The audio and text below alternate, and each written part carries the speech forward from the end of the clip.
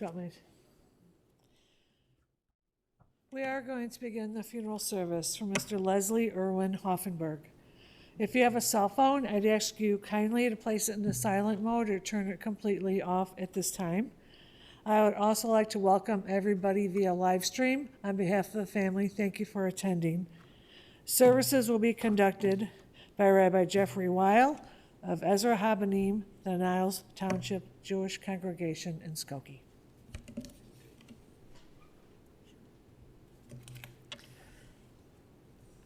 We'll begin with the, you want to take it off? Okay. Mike's instructions. We'll begin with the ceremony of the ritual of Kriya. Kriya means tearing.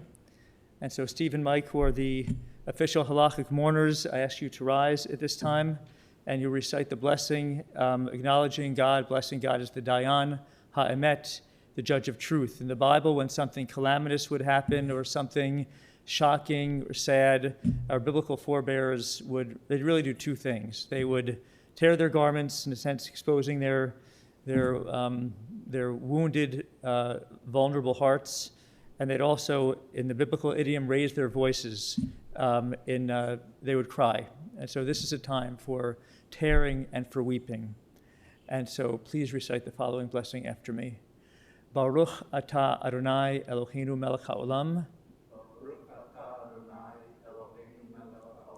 Dayan ha'emet. Amen. Okay, you can now tear the ribbon.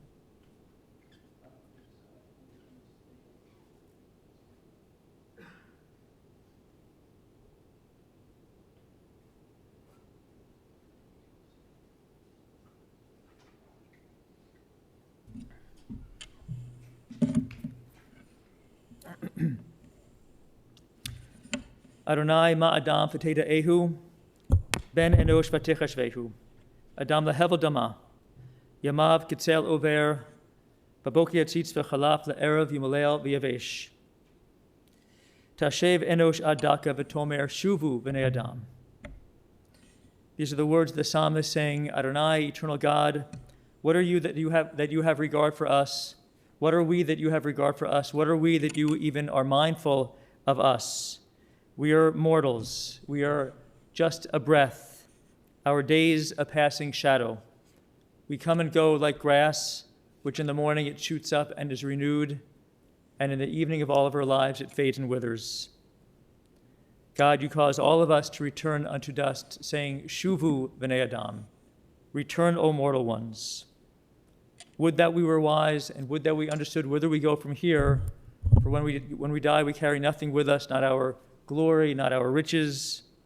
But God, you say, Shmor tam urei yashar, mark the wholehearted, behold the upright. Those are the ones who shall find shalom, who shall find peace.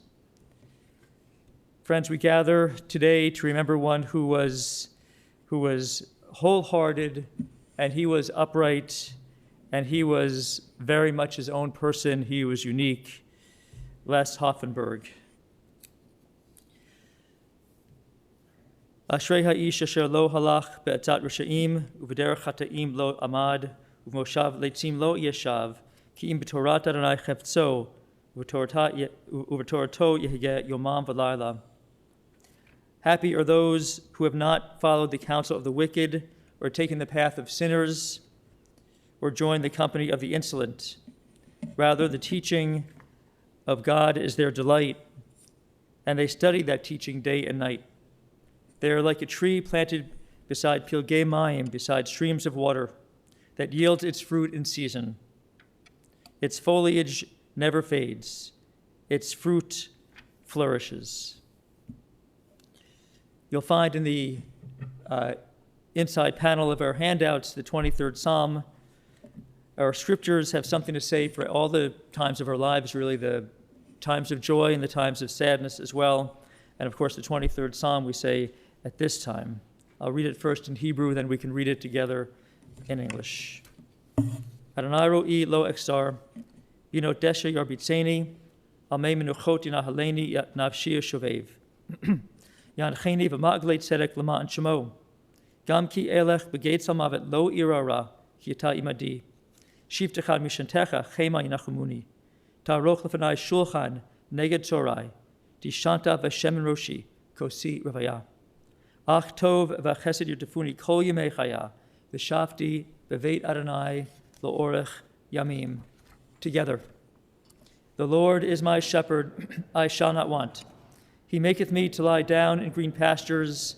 He leadeth me beside the still waters. He restoreth my soul. He leadeth me in the paths of righteousness for his name's sake. Yea, though I walk through the valley of the shadow of death, I will fear no evil, for thou art with me. Thy rod and thy staff, they comfort me. Thou preparest a table before me in the presence of mine enemies. Thou anointest my head with oil, my cup runneth over. Surely goodness and mercy shall follow me all the days of my life, and I will dwell in the house of the Lord forever.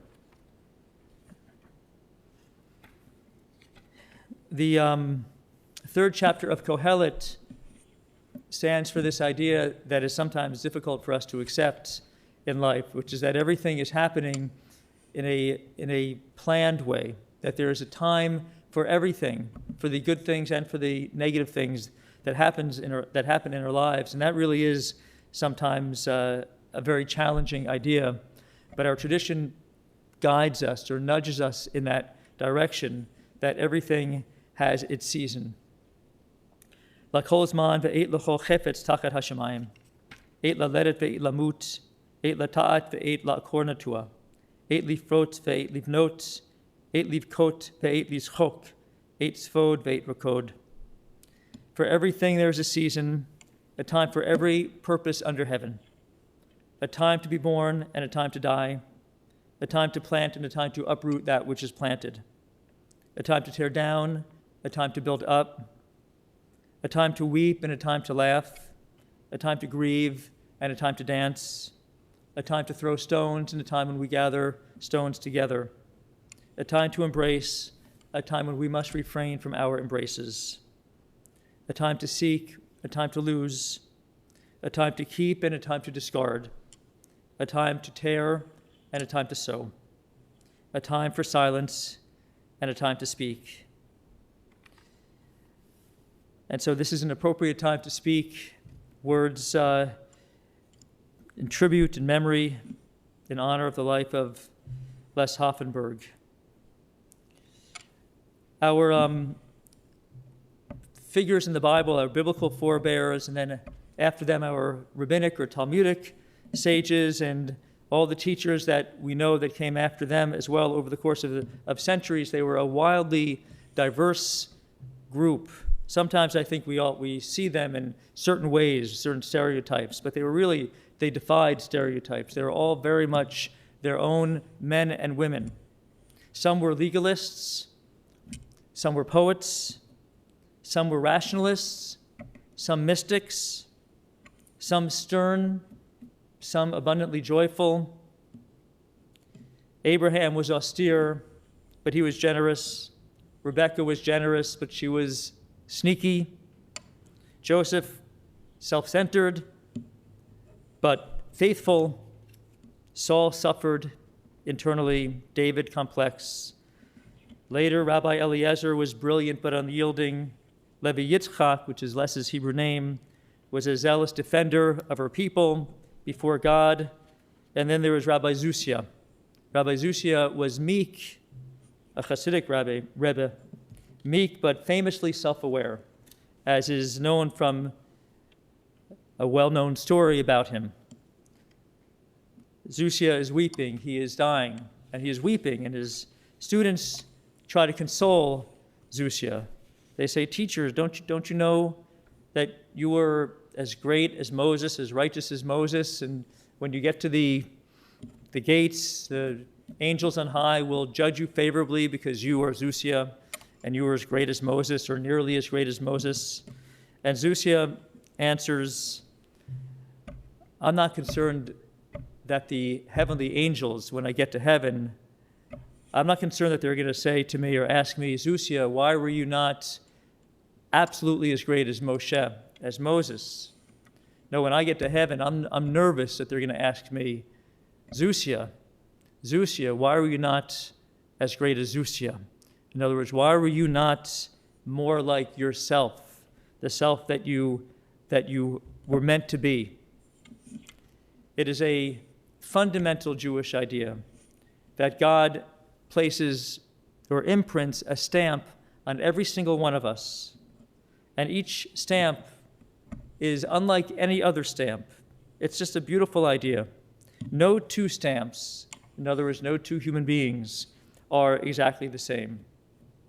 And Jewish tradition teaches us, really urges us to embrace that and to cherish our uniqueness, to strip away the non-real self and to reveal our real selves, each one of us. In that way, we will be living really in the grace of the gift that God gave us to be who we are, authentically, uniquely ourselves. Les was stamped in his unique way. He lived authentically. And while we mourn his death, which comes at a surprise, we celebrate him for being who he was and for living authentically, for living and embracing the unique stamp that God placed upon him. As Steve said, Les was one not in a million, he was one in a billion. He was so unique, really, that at times he could be hard to know. People like him, are hard to easily define and easily capture. But to have known him is to have admired him and loved him. And both Les and you who knew him and loved him have all been very fortunate, for he let you in to himself as well as possible. And he was very devoted to you as well. And what a blessing it was for him that you were so equally devoted to him. When I spoke to Steve and to Mike, it was just hard for me not to take note and really be impressed by the many aspects of this man, Lester Hoffenberg. Sometimes contradictions. As solitary as he was and became, he was deeply devoted to his parents, Nathan and Thelma, brothers Steve and Mike. He was extraordinarily cerebral at a very young age, pouring through the Encyclopedia or Scientific American or working on erector sets or science kits while his brothers were outside playing. He displayed tremendous promise as a boy, as a kid, as a teenager, at Mather, winning, for instance, the Westinghouse Science Talent Search Award. He was accepted to University of Chicago to study mathematics. Those were good years for him. Those were memorable, positive years for him. And he looked back on them with a certain degree of nostalgia, maybe even wistfulness. They represented a time of great hope for Les. And perhaps that is why he loved trivia from that era, from that early part of his life. He loved talking about the old songs, old classic rock songs, and old TV shows. He was cerebral, it is for sure true, but he was also very funny. And he was also very funny. He had, it's also a little ironic, you said he could have a strange sense of humor, and yet he also told more corny dad jokes than most dads. He was into hiking and he was into biking. He was a vegan and extremely health conscious and concerned, but he also shied away from doctors. He was not the kind of man, Les, who would ask a lot of questions about what might be going on in his loved ones, in your lives. He wouldn't ask too much, but he was able to absorb the details of what you told him, and he was so proud as a brother, a brother-in-law, an uncle, a cousin, of course, and he unfailingly was very happy to attend special family occasions, and he rejoiced over the family's growth over the years. He loved you. He loved Steve and Sue, Mike and Linda, beloved uncle by Ilan, Yoni, Noam, Sasha, Sarah, Lauren, and of course the next generation, Benji, Talia, Danny, Gabe, Tema, and Bennett. He mourned very deeply in 1997 when his mother, Thema, died. This definitely had an impact on him, and just a few years later, so did September 11th, 2001, had a very major impact. And this likely propelled his move to Phoenix. He felt secure there, and he was able to build a life for himself. He did the things he liked to do, biking and hiking and so forth. He was always proudly Jewish, and he connected with the Renewal congregation. He became, in some ways more perhaps insular, but also lived his life, the way he wanted to live his life. In Ethics of the Fathers, the sage known as Ben Zoma, Pirkei Avot, posed what is, I would say, a deceptively simple question. He asked, Ezehu Ashir? Who is the one who is Ashir? Ashir can have a couple of meanings. It could be rich, could be just happy. And the answer seems simple, the one that Ben Zoma offered. The happy one, the one who is Ashir, is the Haseh Bechelko, the one who is satisfied with his portion or with his lot. But interestingly, Ben Zoma did not define his terms. What is a lot? What is a chelek? A lot or a portion? It is typically understood by material things. But I've really come to believe that a lot is really best understood as an allotment of time. That's our chelek. And the question for all of us is, how do we fill that chelek? How do we fill our allotment of time? How did Les fill his time, his days from waking to bedtime, his life from birth to death? And he filled his allotment very well. He filled his time with serious learning, deep, serious learning at a very impressive level. He filled his time and his life with an enduring connection to all of you, to his family. He lived his years with a dogged commitment to the way he wanted to live, to who he was. Simply put, he lived his own way. He lived fully, devotedly, authentically, according to the stamp, the unique and beautiful stamp that the eternal God offered to him. Zichrono livracha. May his memory be for blessing. Amen. Steve?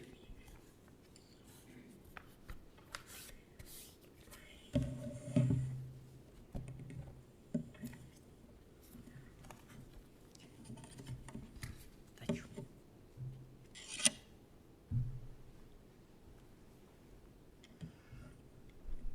I must say, Rabbi Weil is an amazing listener. We talked to him, Michael and I talked to him for about 45 minutes just a few days ago, and via Zoom. And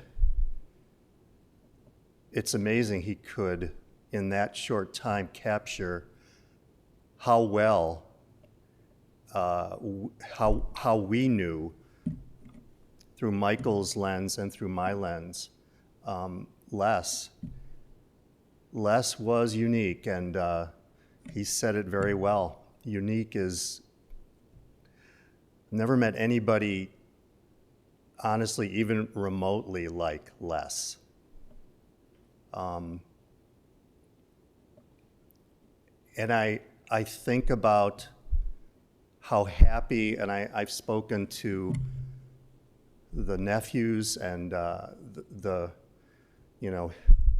rest of the family who was able to see him in recent times. I was very grateful to have visited him in November. And he had just spent time down in Atlanta visiting with family.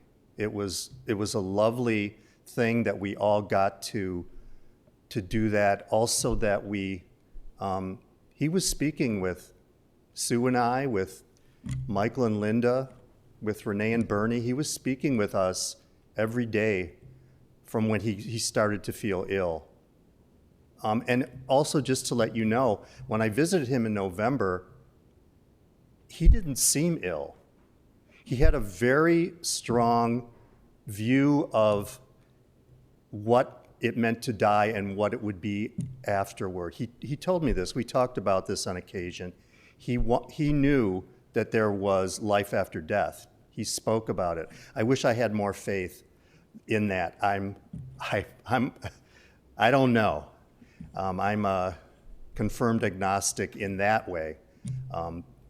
But he had a very firm idea that he had spoken to people in the next life, and when we spoke to him, Sue and I got a phone call from him the day before he passed, and he said he sounded totally okay. He sounded healthy. He was talking about details, and I'm glad that we were all able to hear that. Probably the day that he passed on. So I just want to say, Les, you touched all of us in a very unique manner, and we're all going to miss you.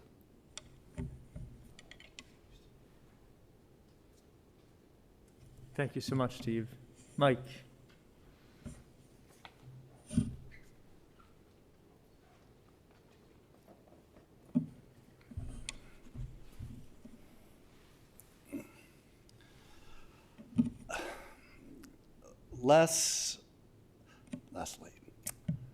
Leslie, I'm going to just reflect on one event of his life and sort of tie it to who he was. I guess it's appropriate, being the Bechor, the oldest. Nothing to do with it. It was coincidental that he happened to be born in October, and his bar mitzvah parsha was Breshit, okay? So I'm just looking at the room. I think everybody here, I don't need to explain that Breshit is not only, what is it, 3-4 chapters of the book of Genesis, but it's also the name of the whole book, okay? Through the end, through all the parshiot that continue through the book of Genesis. So in my mind, God, I'm not even going to begin to pretend to have any significant knowledge of interpreting Breshit or anything or explaining it, but I will say that the story told in Breshit at one level, perhaps a literary level without a context of the Jewish nation or anything, it's a story about a family, number of generations in that family. It's a family like every family, sibling rivalries, tricks playing, misunderstanding, and as the rabbi was mentioning also with some of the characters, a devotion to family and a devotion and love and all that. So at that level,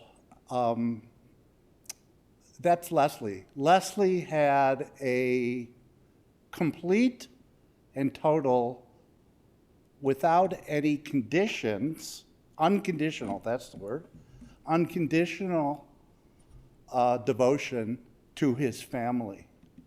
And it expressed itself in many ways. For instance, since, I don't know, it was when Linda and I lived in Israel, that might have been difficult, but since we've returned to America, when our kids were 6, 4, and 2, Leslie has never, ever missed a birthday of any of his nephews or any of his great nieces or great nephews. Leslie, in the years that we were here and my mom was still alive, which was from 84 until 97, and then continued until he left until 2002, Leslie never, ever missed a holiday. Whether it's Rosh Hashanah, Pesach, whatever it was, Leslie was there. a birthday party. Not only did he come to every birthday party, many of them, he was the hit of the birthday party, even if it wasn't necessarily planned as such. And my sons, Lon's here, but Noam and Yoni have been around for a little bit prior to this, and they remember the times that they got to sleep over at Les's house. So judging from the way Steve described Les is 1 in a billion, and I agree with that. I'm not sure I've ever met anybody quite like Leslie. But as you can imagine, a night at Leslie's was something that my 45-year-old son and my 43-year-old son and 39-year-old son, they still vividly remember those events. And those are experiences that just mean everything. They certainly mean everything to me, and they mean everything to Linda and to all of our children.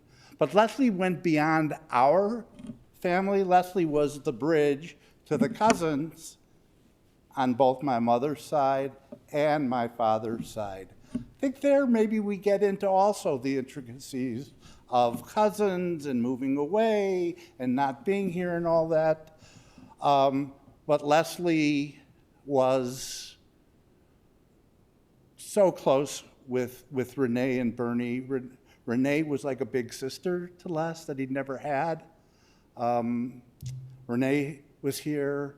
Leslie, when my mom passed away, she filled that void that maybe I was not able to because of my personality. And certainly Linda did it, but he really kept that relationship. And I vividly remember going with Leslie to Dan's wedding, and it just was remarkable. And on the other side of the family, Leslie kept in touch with all my 3 Kaplan cousins who are all in Texas, and we went there, and Les and I went to our first cousin Wunter Lacey's wedding together, and it was really a lovely time. So that encapsulates Leslie, unconditional love to the family and devotion to the family.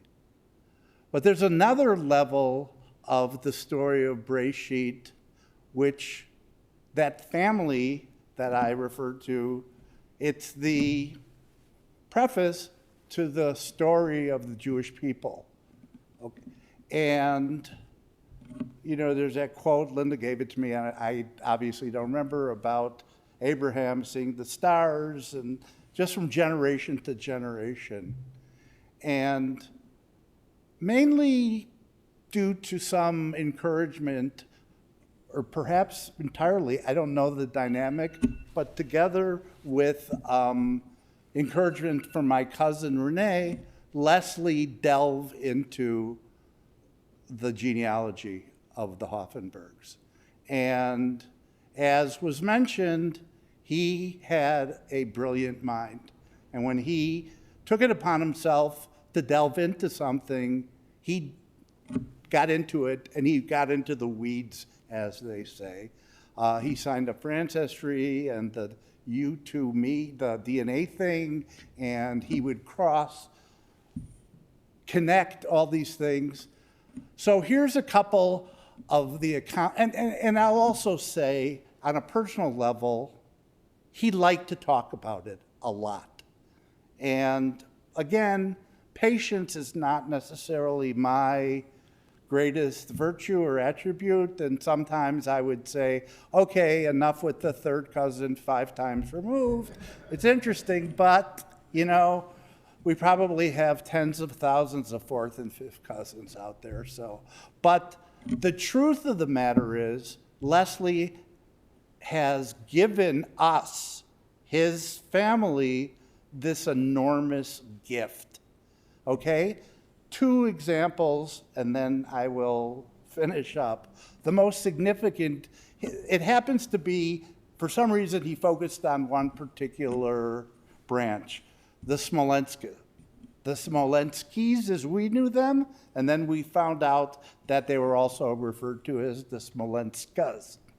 So my grandma Sarah, who passed away long before I was born, came to America sometime in the late 1800s. She came with half of the sisters, and the other half were left back in Poland.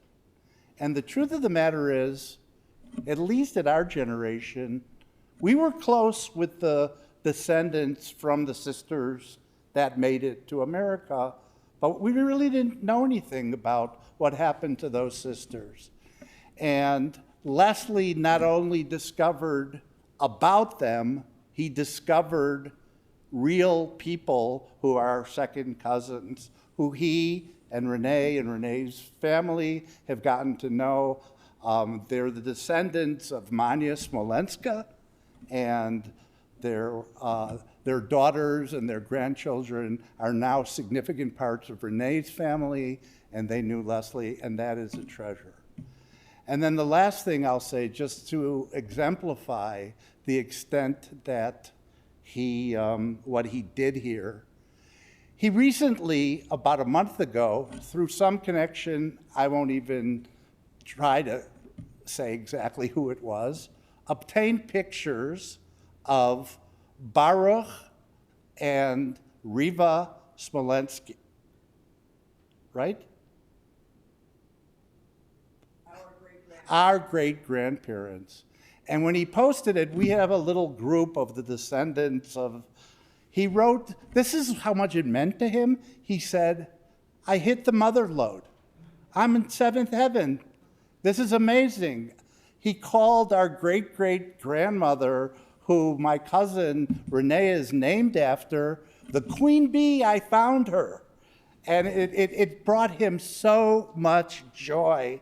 But what it brings to me, and I hope that we, both at my generation and I now have 2 generations beyond me, is a true sense of who we are and where we come from.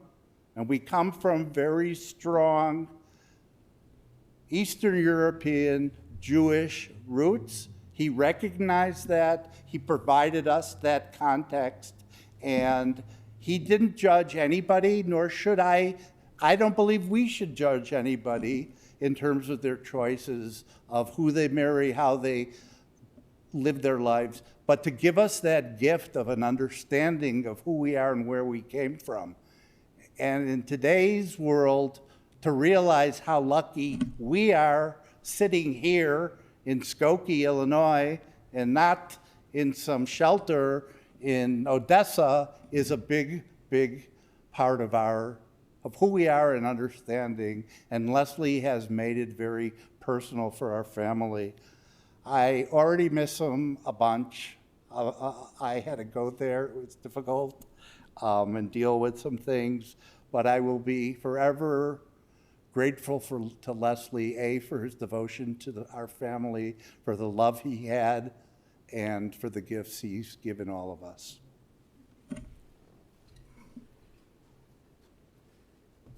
Thank you so much, Mike. Elon, thank you.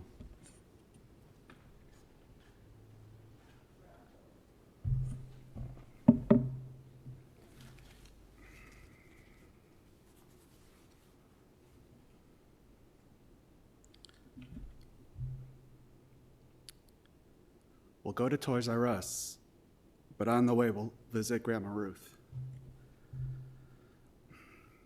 Our Uncle Leslie was special in many ways. His quirky sense of humor, his amazing and sometimes unbelievable memory, his generosity, never forgetting a birthday. But what really stands out was how important family was to him. We'll go to Toys R Us, but on the way, we'll visit Grandma Ruth. It was the second half of the 1980s, and reflecting back, I remember spending time with our uncles, Steve and Leslie. Many great memories that I see continuing today, as now me and my brothers were the head of Uncle. Leslie would take us as young kids for sleepovers, as my father was just reflecting, at his downtown condo. He definitely had a template that we knew and loved. usually will end with us watching the 10 Commandments and eating pizza. He would take us to Toys R Us, but on the way, he would make sure that we stopped at the apartment in Rogers Park where his grandmother and our great-grandmother Ruth was living. Reflecting back, it was through that we were able to spend time and get to know someone who was really important for my father and his brothers. We would usually spend about 30 minutes, so it wasn't just a drive-by. We would spend a good amount of time, and Leslie would ask Grandma Ruth questions, and we would sit there and learn about this special person. This is just one of the many ways of how important family was to Leslie. As you've heard, Leslie was the first person to every occasion. It was even a running joke with us. I wonder how early Les will be here. He would remember every birthday and always send something to our kids and everyone's kids. We also became accustomed to that. Hey, is that the card from Les? They would ask. His passion and dedication to family was extremely evident with all his work with genealogy and connecting the dots to our rich family tree. I don't know too many people who'd be so excited to find a picture of a long-lost relative as Leslie was when he found the mother lode in recent months. Leslie found long-lost relatives across the globe and reconnected relatives from years past. We'll go to Toys R Us, but on the way, we'll visit Grandma Ruth. We lost a very special person, but he leaves roots that will last many, many generations to come.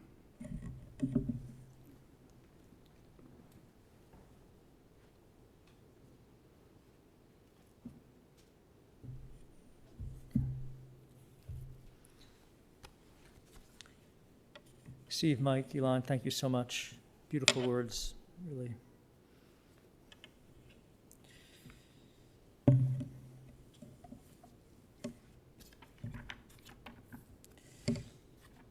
Leda hi reshit, uftirat tachlit hachaim k'masahem, kahalicha k'tzmicha mishalav l'shalav. Birth is a beginning, death a destination, but life a journey, a going, a growing from stage to stage. And now, sadly, the life journey of Leslie Irwin Hoffenberg has reached its sad conclusion.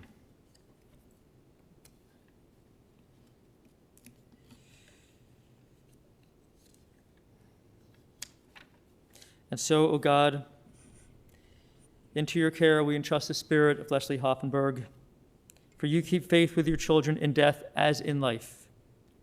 Sustain all of us, O God, that we may meet with serenity the mysteries that lie ahead for us, knowing that when we walk through the valley of the shadow of death, you, O God, will be with us as a loving friend in whom we put our trust. You are the light of our lives and our hope in eternity. We now rise for the memorial prayer, El Malei Rachamim, please.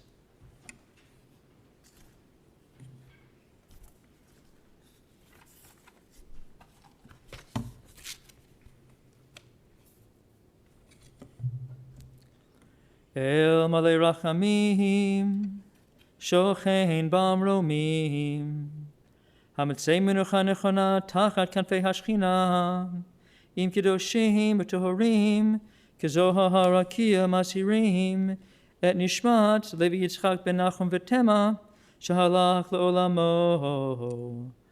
Bal Harachamim Yastirehu B'Sefer Kenafav Le'olamim, V'Ritzor B'Tzor HaChaim Et Nishmato.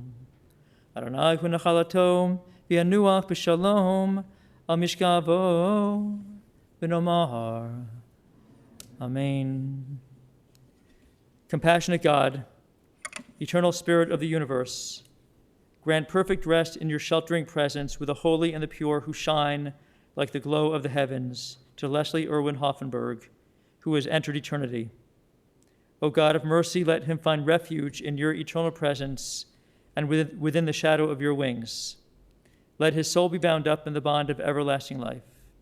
The eternal God is his inheritance. May he rest in peace. And we say, Amen. You may be seated.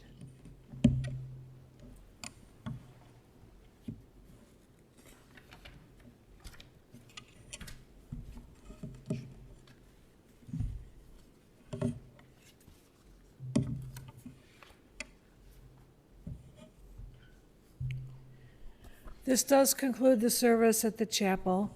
The family will be receiving condolences today upon their return from the cemetery at Irwin Hoffenberg and Sasha Traeger's residence, 9016, immediately following the cemetery, and that's in Skokie, until 8:30 p.m. with minion service at 7:30. Shiva will then go to Michael and Linda Hoffenberg's residence Tuesday and Wednesday at 4757 Howard Street, apartment 504 in Skokie, and that's 6 till 8:30 p.m. both days with minion again at 7:30. There's a lot of information. If you didn't receive a pamphlet when you entered the chapel, please get one when you leave. Also, it's on our website as well. Interment will take place at West Lawn Cemetery, that's 7801 West Montrose Avenue in Norwich. The procession will be forming in the parking lot. Please keep in mind a few safety features while in the procession. Keep your bright headlights on at all times. Put your emergency blinkers on. Attach the orange funeral sticker to the passenger portion of your front windshield. And we'll also attach a flag to the roof of your car. And please stay as close as safety permits to the car in front of you. The following people have been selected to serve as pallbearers. When I call your name, if you please step forward. Richard Bolnick, Ilan Hoffenberg, John Hoffenberg, Noam Hoffenberg, Sarah Hoffenberg, Sasha Traeger, and David Oppenheim. At this time, I would ask that everyone please rise as the family and the clergy are escorted from the chapel.